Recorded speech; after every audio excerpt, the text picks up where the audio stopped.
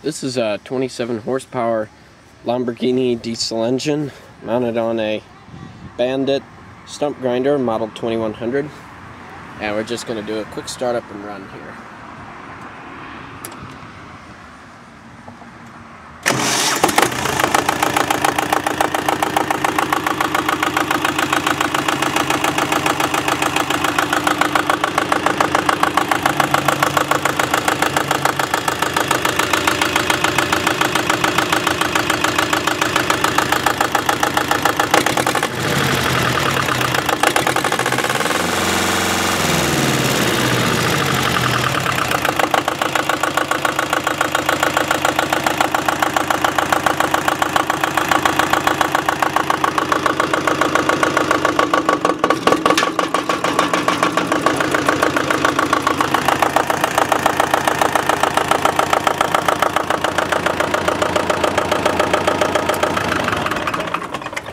Love the torque that this thing has.